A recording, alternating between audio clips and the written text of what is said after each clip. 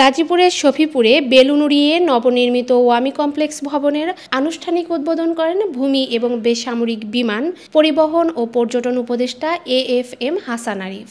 আজ শুক্রবার সকালে উদ্বোধনী অনুষ্ঠানে বক্তব্য রাখেন তিনি। বক্তব্যে তিনি বলেন, প্রতিবেশী দেশ ভারতের ভিসা নিয়ে রিস্ট্রিকশন রয়েছে, এটা তাদের একান্ত ব্যক্তিগত ব্যাপার। বিশ্বব্যাপী যদি আমরা চেয়ে দেখি, দুঃখের বিষয় যে দ্বিতীয় বৃহত্তম সংখ্যা সত্ত্বেও কিন্তু মুসলিম ওয়ার্ল্ড পিছিয়ে পড়ে আছে। তার প্রধান অন্তরায় হচ্ছে শিক্ষা।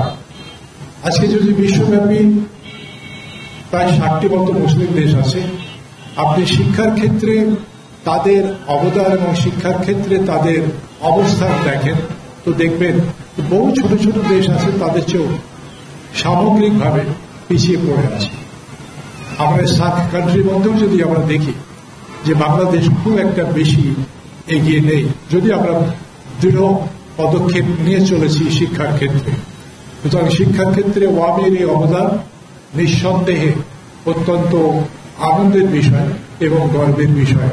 অনুষ্ঠানে উপস্থিত ছিলেন গাজীপুর জেলা প্রশাসক জনাব নাফিসা আরিফিন, কালিয়াকৈর উপজেলা নির্বাহী কর্মকর্তা কাউসার আহমেদ, কালিয়াকৈর উপজেলা সহকারী কমিশনার ভূমিদিল আফরোজ, গণ্যমান্য অতিথিবৃন্দ এবং স্থানীয় বিশিষ্টজন। ডেস্ক রিপোর্ট, সাম্প্রতিক দেশকাল।